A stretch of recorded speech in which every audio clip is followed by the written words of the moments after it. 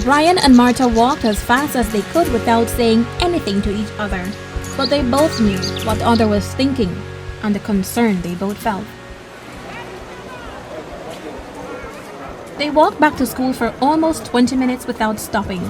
When they finally arrived, they met Teacher Lewis, who was already packing his things to go home.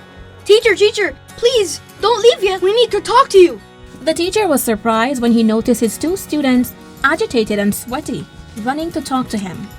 Martha, Brian, is everything okay? Why have you come like this? What happened to you? Teacher, we really need to talk to you. Please explain what we can do to prevent climate change from continuing. Teacher Lewis stared at both of them and understood what was happening. A look of resignation spread across his face. We can't do so much here to avoid it, kids. This is something we just cannot stop. How is it possible? Teacher, we just talked to a lot of people and they all have problems because of the weather. Please tell us what climate change is and why it cannot be stopped.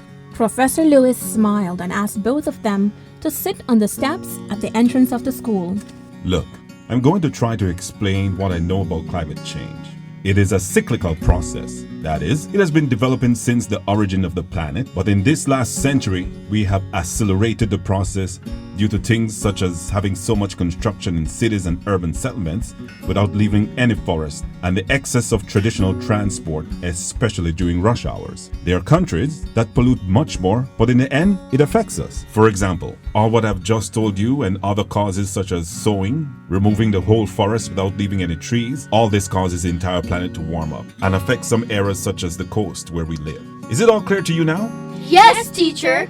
Well then, the changes that were supposed to be felt little by little during 1,000 years, we are feeling them all at once in the last few years. Can you imagine? There are still some things that can be done to prevent climate change from getting worse. For example, here we can do some things like avoid cutting down all the forest and mangroves, but what we have to do is to adapt, because we do need some development to sustain the economy. Martha and Brian were open-mouthed, not quite understanding how climate change was something so serious and wondering why they were just getting to know about it now and knowing that it could not be stopped.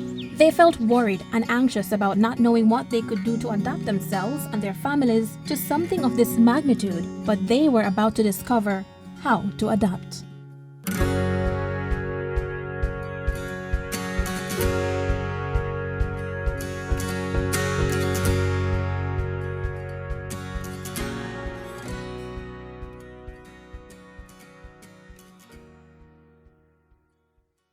This education program is brought to you by the Smart Coast Project, led by the World Wildlife Fund in collaboration with the Coastal Zone Management Authority and Institute. This project is part of the International Climate Initiative from the German government.